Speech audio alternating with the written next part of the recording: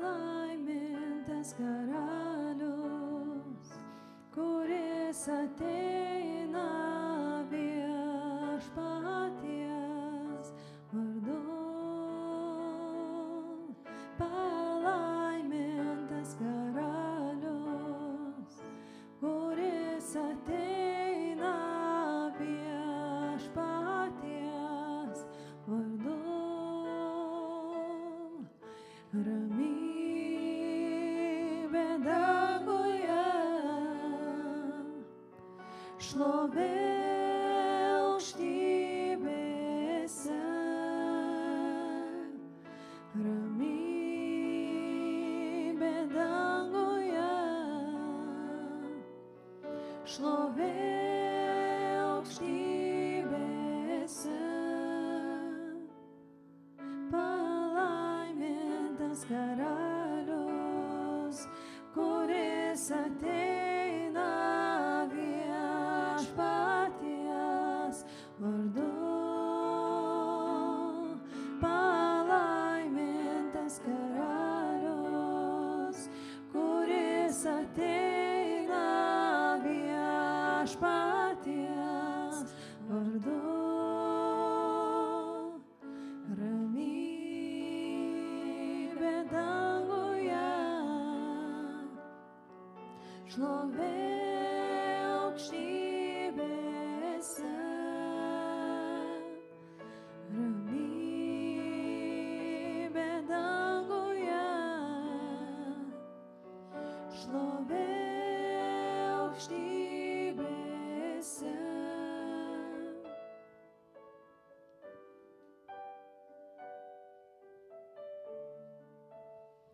Viešpatie, dėkojam tau, kad tu atėjai, tam, kad sutaikytum mus su savim, viešpatie, ir duotum amžino gyvenimo viltį.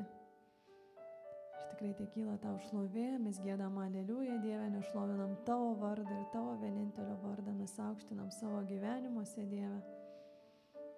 Te būna tau šlovė.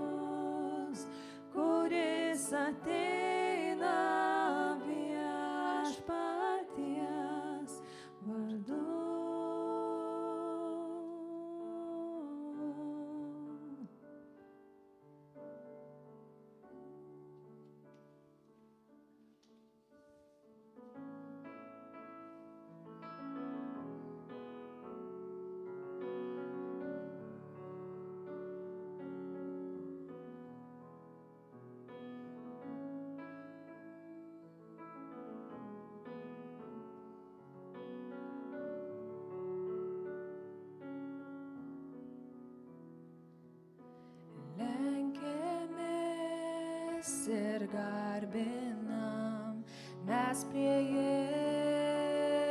Jėzaus kojų. Esame palaiminti mes prie Jėzaus kojų. Giedam šventas, šventas,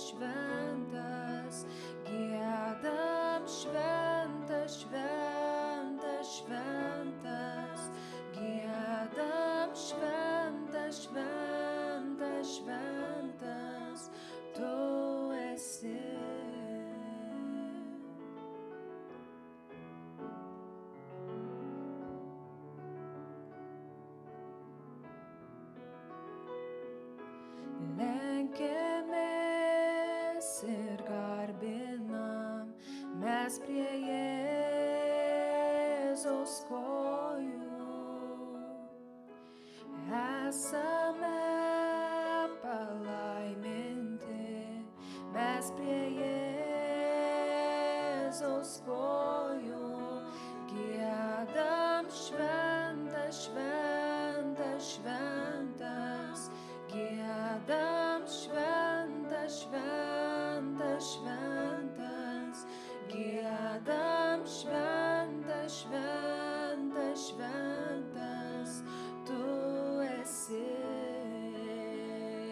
O giedam, giedam šventas, šventas, šventas, giedam šventas, šventas, šventas, giedam šventas, šventas, šventas, tu esi.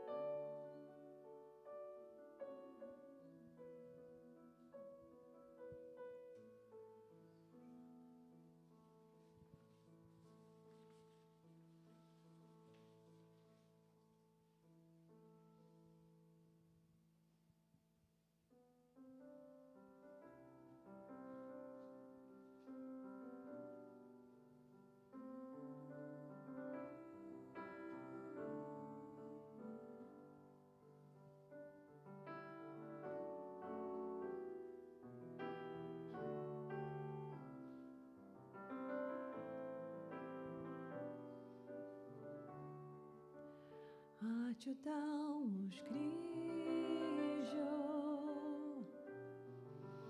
už pralietą kraują ten, mano gėdą ir kaltes pasiėmei, mirtim sunaikinai.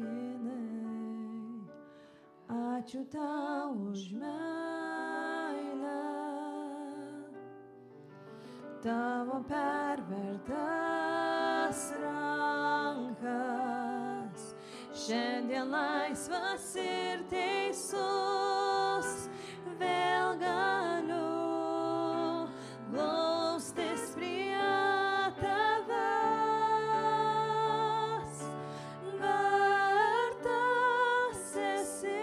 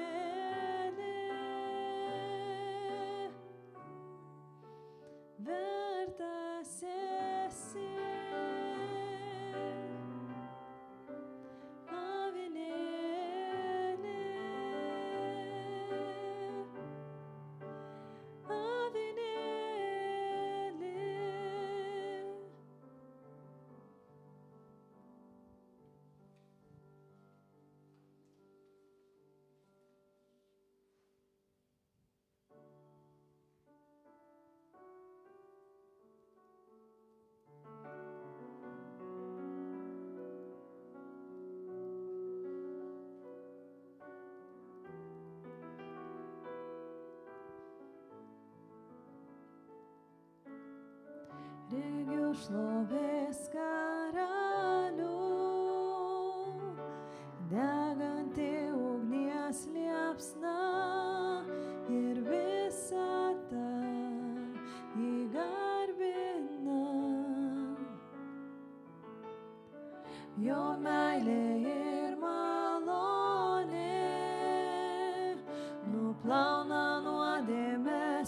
visas šlovės giesmes, jam giedame. Osana, Osana, Osana aukštybėse. Osana, Osana, Osana aukštybėse.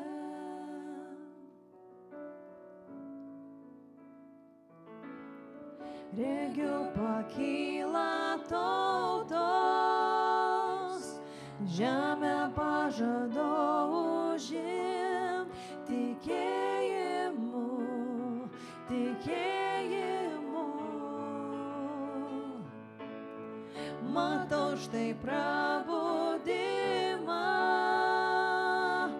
kylanti, kai ieškom jo, nuolankiai, nuolankiai. Osana, Osana, Osana aukštybėse. Osana, Osana, Osana aukštybėse. Osana, Osana, Osana, Osana aukštybėse. Osana, Osana, Osana aukštybėse.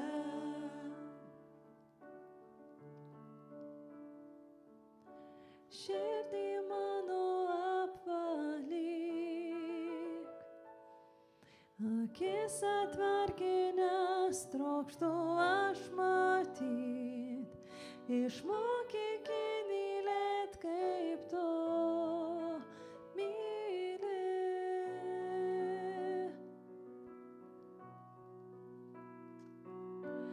Leisk jaust, kad tu jauti,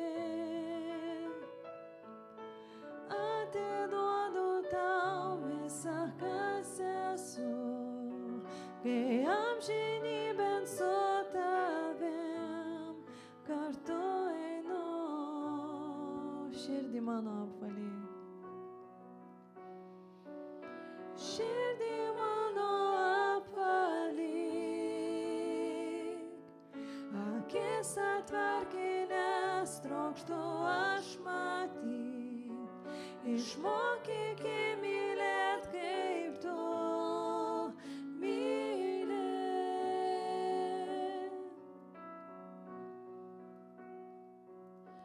Leisk jaust, kad tu jauti, atiduodu tau visą, kas esu, kai amžinybėn su tavim kartu einu.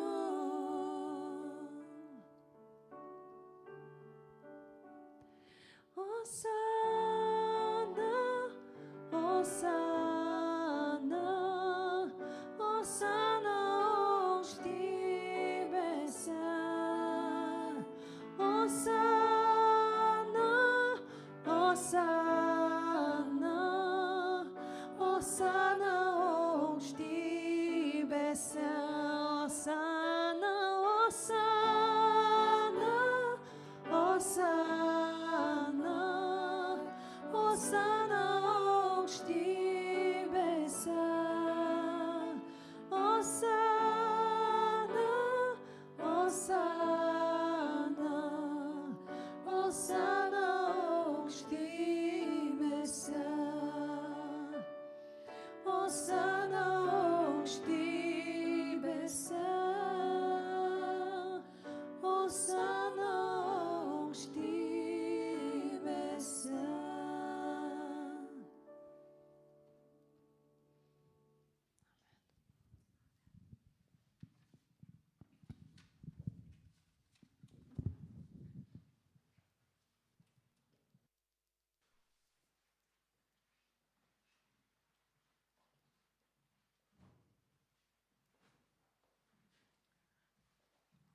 Sveikinu kiekvieną.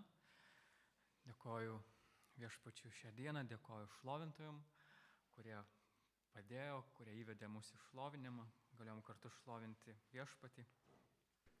Ir kaip Gita jau pradėjo apie Palmių savaitgalį, Jėzaus įžengimą, tikiu, tai buvo ne to, ko žmonės laukia, ko tikėjosi ir kaip Jėzus pats kalbėjo, kad žmonės net pažino to laiko, net pažino, per ką ateina išgelbėjimas, nes tikiu, daugelis turėjo tą kitokį matymą, kitokį įsivaizdavimą.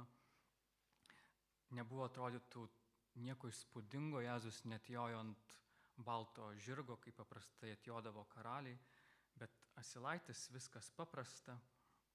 Todėl šiandieną tuo ir norėjau pasidalinti, kad kartais viešpaties jėga būna tame silpnume. Mūsų silpnumuose kartais viešpats kaip tik ten būna stipriausias, tenais būna galingiausias ir per visą Bibliją matom, kad viešpačiui nereikia daug žmonių jėgų ir kaip tik, kai žmonės prieina tas savo ribas, prieina tą matymą, kad aš negaliu, man viešpatė reikia tavęs, įvyksta stebuklas, ateina atsakymas ir bus tik tai keletas istorijų, kai viešpats atsakė per mažą kariuomenę, per porą žmonių ir įvyko atsakymas iš viso be žmonių pagalbos. Ir pirma istorija, kur minėjau maža kariuomenė, tai Gedeono istorija. Ir jis pats save matė kaip tą mažiausią, silpniausią savo giminę ir ateina viešpats pas jį. Ir pas viešpatį buvo kitoks matymas. Save matė silpniausia, mažiausia, slėpėsi nuo midjaniečių, bet kai ateina viešpats, jis sako, kad tu galingas karžygy, išlaisvink savo tautą. Galbūt jis tik anksčiau girdėjo apie viešpatį, apie viešpatės darbus, apie jos stebuklus, kaip viešpats ateidavo, atstatydavo, išvesdavo Izraelį, padėdavo skirtingose vietose. Jis augdavo su tom istorijom, girdėdavo jas, bet gyveno visai kitokiam laikė, gyveno visai kitokiose aplinkybėse ir aš tikiu, jis norėjo savo tautai, savo šeimai visai kitokio gyvenimo, jėgų nėra. Kaip visą tai pakeisti tą situaciją, taip pat jėgų nėra ir viešpats ateina pas jį. Aš tikiu, jis iki galo net pradžioje net pažįsta, nepamato, kad tai būtent yra viešpatės angelas, kuris kalbėjo su juo ir tai yra Teisėjų 6 skyrius, 11-14 eilutės. Atėjęs viešpatės angelas atsisėdo po ąžuolu Ofroje, kuris priklausė Bezerui Jehoašui, jo sūnus Gedeonas kūlė kviečius prie vyno spaustuvo, pasislėpęs nuo midjaniečių. Jam pasirodė viešpatės angelas ir tarė: viešpats su tavimi, galingas karžygy. Gedeonas jam atsakė: viešpate, jei viešpats yra su mumis, kodėl mums taip atsitiko, kur yra visi jos stebuklai, apie kuriuos pasakojo mūsų tėvai, sakydami, tikrai viešpats išvedė mus iš Egipto, dabar viešpats mus atstūmė ir atidavė į midjaniečių rankas. Viešpats pažiūrėjęs į Gedeoną tarė: eik šią savo jėgą ir išgelbėk Izraelį, iš midjaniečių aš tave siunčiu. Gedeonas klausė: viešpate, kaip aš galiu išgelbėti Izraelį? Mano šeima yra skurdžiausia Manaso giminėje, o aš pats mažiausias savo tėvo namuose. Bet viešpats pradėjo savo darbą, žinom, kad jam ne iš karto buvo lengva, paprasta, reikėjo vieno, kito ženklo. Galiausiai net pats viešpats jam parodė ženklą, kurio jis net neprašė per sapną, kad viešpats visgi atiduos. Viešpats išlaisvins Izraelį per kariuomenę, bet tai, ką darė Dievas, tikiu, nebuvo tai, ko tikėjosi Gedeonas, nes viskas logiška, kuo daugiau karių, kuo daugiau jėgos, kuo daugiau ginkluotės, o viešpas atrodo daro atvirkščiai, daro taip, kad susilpnintų, daro taip, kad būtų kuo mažiau žmonių ir sako, tu turi per daug žmonių, sumažink. Ir viešpats parodė metodą, žinom tikiu tą istoriją, kai žmonės ateidavo prie vandens ir kurie atsiklaupdavo, gerdavo atsiklaupę, tuos į kitą pusę tie nebuvo priimami, kariuomenė tie, kurie ištiesdavo rankas, pasemdavo vandenį, gerdavo. Tie buvo 300 žmonių, kuriuos viešpats atrinko. Atrodytų tie žmonės, kurie gali priimti, gali ištiesti rankas. Man tai primena tą momentą, kai žmonės meldžiasi ir sudeda rankas, žinodami, kad jiems reikalingas viešpats, žinodami, kad jiems reikalinga viešpatės pagalba.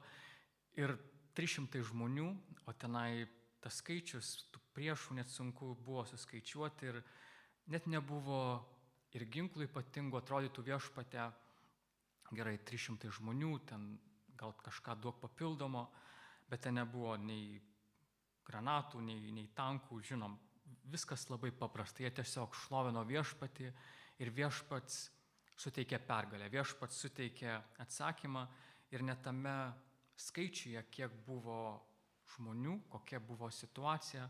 Ir viešpaties tikslas tame ir buvo, kad Izraelis neparodytų, kad tai buvo jų pergalė, kad tai buvo išsilaisvinta jų pačių jėgomis. Yra viena psalmė, 33, kur rašoma, kad viešpats žvelgia į visą žemę, stebi kiekvieną ir po to tas atstumas sumažėja. Atrodytų, aišku, viešpats mato visą žmoniją, stebi kiekvieną gyventoją, bet po to tas atstumas sumažėjo ir rašoma, kad viešpats stebi tuos, kurie laukia jo išgelbėjimo, čia 33 psalmė. Nuo 16 eilutės, kad ne kariuomenės gausumas karalių išgelbsti, karžygys neįsilaisvina didelę jėgą, žirgas nepadės ir neišgelbės savo stiprumu.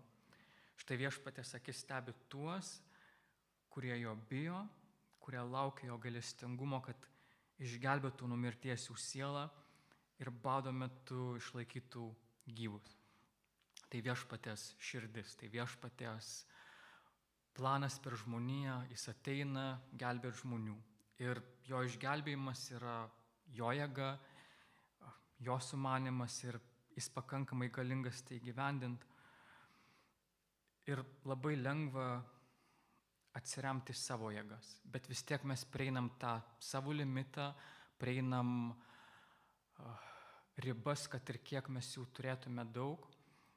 Ir kaip ir Izaijas, jis pradžioje prašo 40 skyriui, koks viešpats neapsakomas, suskaičiuoja žvaigždes, o po to, kai kalba apie žmonės, jis paminė, kad ir net jaunuoliai ir jauni vyrai, žmonės, kurie jauni, jie taip pat turi ribas. Jie taip pat pavargsta, nusilpsta, sustoja, bet tie, kurie pagal šią psalmę labai panašiai, tie, kurie laukia viešpatės, jų jėgos neįsenka. Jie pakyla naujai, kaip ereliai, eina toliau ir nesustoja. Ir tai pirma istorija, kaip viešpats išgelbsti per 300, per kariuomenę, kuri, vėlgi, pagal dabartinius standartus visiškai netitiktų karinės strategijos, užkariavimo būdų. Ir kita istorija yra apie karaliaus Sauliaus sūnų, Jehonataną. Ir ten tas skaičius kariuomenės dar labiau sumažėja. Dabar ne 300 lieka, o pora žmonių, tik tai Jehonatanas ir jo ginklanešys. Ir atrodytų, koks žmogaus sprendimas ir koks pasitikėjimas viešpačiu, kad jisai kalbėjo, kad viešpačiui nesunku išgelbėti ar per daugelį, ar per vieną. Ir tai buvo jo Dievo matymas. Čia svarbiausia ne kiek pas mus yra jėgų, ne koks yra mūsų skaičius. Ir jie praktiškai išeina vieni prieš visą kariuomenę, dar paprašo ženklo iš viešpatės, kad jeigu bus taip, jeigu jie pakvies, tai reiškia viešpas atidavė į mūsų rankas juos, jeigu ne, tai ne. Bet svarbiausia pats momentas, kad ateina du žmonės, ateina ne su kariuomenė, ne su gausiom pajėgom, bet ateina su pasitikėjimu viešpačiu, pasitikėjimu jo jėga, kad jam užtenka net mūsų dviejų ir ne situacijos sunkume yra atsakymas, ne toj problemai, kokia yra didelė, reikia atsiverti ir dabar galvoti, kaip man irgi turėti kuo daugiau resursų, kuo daugiau jėgų, bet visos viltis į viešpatį, visa pagalba, kad ateis atsakymas iš jo. Ir vyksta neįtikėtinas dalykas, ateina 2 žmonės į stovyklą, puola 2 žmonės ir viešpats suteikia pergalę, suteikia atsakymą, ten net tam tikras atstumas nurodytas, kurį jie nugalėjo, ten nebuvo didelis plotas, bet su viešpaties pagalba jis buvo užimtas. Su viešpaties pagalba jie nugalėjo ir su viešpaties pagalba taip pat yra tos vietos, kur viešpats taip pat mums gali suteikti atsakymą, suteikti pagalbą, jeigu aš atsiremiu į viešpatį, atsiremiu į jo jėgas, viešpats yra ištikimas, viešpats yra galingas. Ir pereinant prie dar mažesnio skaičiaus, nuo 300 nuo poros iki to skaičiaus, kai lieka Izraelio tauta, bet jinai nekovoja. Ir tai 2 Kronikų knyga, 20 skyrius. Ir jie mato priešą, ateina moabitai ir net nėra jokio šanso, net nėra jokio bandymo kažkaip burti tautą, kariuomenę, nes jiems akivaizdu, kad jie tikrai nelaimės ir jie pasirenka ieškoti viešpaties. Ir atsiranda malda, kuriame kalbama, kad viešpats yra ištikimas, kad viešpats pervedė savo tautą. Ir galiausiai 20 skyriaus 12 eilutėje rašoma taip. Dieve, argi neteisi jų, mes esame bejėgiai prieš šitą daugybę, kurie išėjo prieš mus ir nežinome, ką daryti. Bet mūsų akys nukreiptos į tave. Labai sąžininga malda, labai atvira malda ir viešpats išgirdo. Viešpats išklausė ir po to, kai skaitome šį skyrių ir toliau skaitome, mes matome, kad jie tiesiog šlovino viešpatį ir tos tautos, kurios atėjo prieš juos, jos pradėjo viena su kita kariauti, viešpats išsklaidė juos ir net nelabai buvo jokios kovos. Jie šlovino viešpatį, jie dėkojo viešpačiui ir Dievas padarė stebuklą. Ir ar padarė per 300, ar padarė per porą, ar padarė, kai net nereikėjo kautis, nereikėjo ginklų.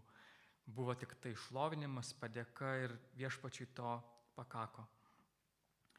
Atrodytų tai Senasis testamentas, bet mes tą patį matome labai dažnai ir Naujajame, kai apaštalas Paulius, ypatingai per jo gyvenimą, matome daugybę viešpatės ženklų, daugybę atsakymų, stebuklų, kaip viešpats jį pervesdavo, jis atsistodavo, krenta, užmėto akmenim, patenka į tokias vietas, kur žmogiškai tikrai sudėtinga, bet jis vėl kyla, jis vėl eina ir galiausiai jisai sako, kad tai net neš. Tai viešpatės malonė, kuri veikia many ir jo gyvenime buvo momentas,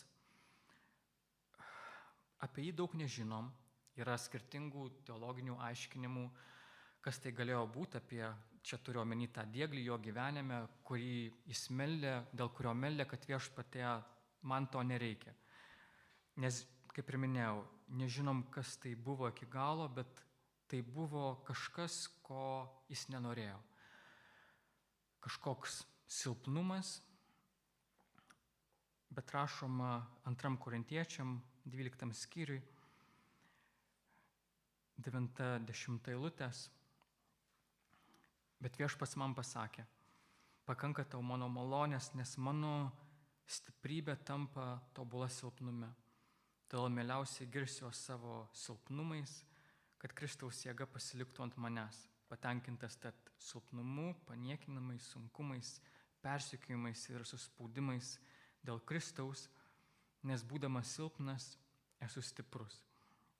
Ir per tą, ką jis perėjo, gavo nuostabų apreiškimą, kad kai esu silpnas, Viešpats gali būti stiprus mano gyvenime, galiu būti stiprus Viešpatyje. Ir todėl tie silpnumai, kurie yra mano gyvenime, jie gali skirtingai atrodyti. Ar tai maldos, kurios ne visada išklausytos, ar charakteriai dalykai, kurie vyksta ne taip greitai, kaip norėčiau, fiziniai poreikiai, situacijos šeimoje, ir tų silpnumų galima priskaičiuoti daugybę. Ir tada visada tos klausimas ir iššūkis, kaip nesiremti savo jėgą, kaip nesiremti tai, ką aš galiu. Ir tai pasirinkimas, kad visame tame Viešpats gali suteikti atsakymą, visame tame Viešpats gali būti galingas ir jis geriausiai žino, kaip tas sprendimas gali atrodyti. Prieš kurį laiką gal tą istoriją ir pasakojau apie vieną bažnyčią, į kurią atvyko evangelistas ir paklausė, kur yra jūsų jaunimas. Ten nebuvo jaunimo ir jis sako, aš parodysiu, kur jis yra. Ir ten buvo diskoteka, jie nuvažiavo prie diskotekos, ten jie visi šoka, bet Viešpats jam atveria, kad jie tikrai kažko ieško, bet vis neranda. Jis bandė pakalbėti su direktorium tos diskotekos, iš pradžių nesutiko, bet jis norėjo jiems kalbėti apie Jėzų, norėjo paskelbti Jėzų ir visgi jis sutiko, kad nors kelias minutės galėtų pakalbėti. Ir jis atėjo, kalbėjo apie Jėzų, apie jo kraują, apie jo meilę, apie išgelbėjimą, ir jų širdis atsivėrė. Jų gyvenimai atsivėrė Jėzų ir jis po to iškeliavo, kurį laiką tenais nebuvo, bet vėl sugrįžo, jau pakankamai nemažai laiko, sakyčiau gal metai, tiksliai nepamenu. Ir tas pastorius sako, aš turiu tau kai ką parodyti. Ir jie nuvyksta link tos diskotekos, bet jau tenais jos nėra, nes jinai pasirodo bankrutavo, jaunimas perpirko ir tenais padarė bažnyčią. Kaip viskas pasisuko. Kai Jėzus ateina, atrodo, tos kelios minutės per evangelistą užteko, kad tenais visa situacija pasikeistų, visa atmosfera pasikeistų ir Viešpats suteiktų savo išgelbėjimą. Ir kai prisimenam Palmių sekmadienį, tai kartu ne tik Jėzaus įžengimas, tai Viešpaties išgelbėjimo planas, nes iki tol taip pat skaitom istoriją, kai jis ėjo per Jerichą, sustojo, skiria laiko Zachiejui ir jis kalbėjo, kad jis atėjo ieškoti tų, kurie yra pražuvę. Ir tas ėjimas, kaip ir minėjau pradžioj, nebuvo ant balto žirgo, atrodytų trūko tiek daug dalykų, kurie reikalingi karaliaus procesijai, įėjimui. Ir taip pat išgelbėjimo planas taip pat daugeliui buvo sunkiai atpažįstamas, ar užtenka kryžiaus, ar užtenka Jėzaus aukos, bet būtent Jėzus per tą paprastumą ir tame paprastume buvo Viešpaties jėga. Todėl šiandieną tuo ir norėjau pasidalinti trumpai, kad tuos silpnumus, kuriuos matau savo gyvenime, aš juos atverčiau Viešpačiui. Ir tenais gali apsireikšti Viešpaties jėga. Tuose mano silpnumuose Viešpats gali būti stiprus. Ir aš galiu jų neslėpti, galiu jų nesigėdyti, bet Viešpats visą tai žino, visą tai mato. Ir mano pasirinkimas priimti jo malonę, priimti jo pagalbą, priimti jo atsakymą. Ir jo vieno pakanka.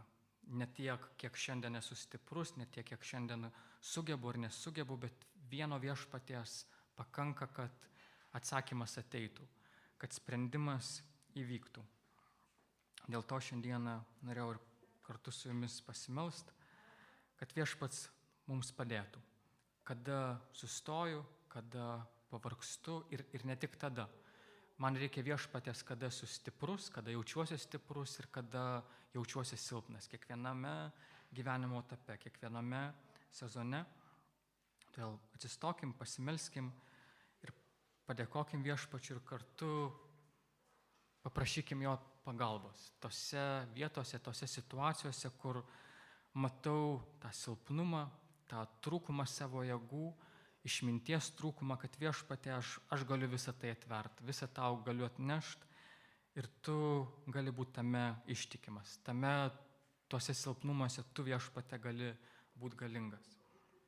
Todėl mes, Dieve, ateinam pas tave, dėkodami už šią dieną, dėkodami Viešpatie, kad tu esi ištikimas ir tu matai kiekvieną Viešpatie čia esantį. Ir aš meldžiu už visus Viešpatie, kad tu mūsų stiprintum, kad tu mūsų žvilgsnius nukreiptum į tave ir mes Viešpatie visą atvertume tau ir lauktume tavęs, atsakymo iš tavęs, kad tu Viešpatie gali būti galingas bet kokioj vietoje Viešpatie, kur esu silpnas, kur matau savo silpnumą. Dažnai Viešpatie tu matai kitaip, tu matai toliau, tu matai Viešpatie ne taip kaip žmonės. Ir tai būna tavo pagalba kiekvieno gyvenime, tai tavo atsakymus mato Viešpatie kiekvienas, tavo sprendimus, tavo vedimą, tavo išeitį. Ir tame, kas ir laukia, Dieve, tai būna tai mūsų pasirinkimas kiekvieną kartą. Panašiai kaip visa tauta kreipėsi į tave Viešpatie, nežinodami, susidurdami su tuo, kas jiems yra per daug, kad ir mes Viešpatie nepasitrauktume, bet glaustumėmės prie tavęs, pasitikėdami, Dieve, tavim, kad tu atsakysi, kad tu Viešpatie padėsi. Jėzaus vardu. Amen.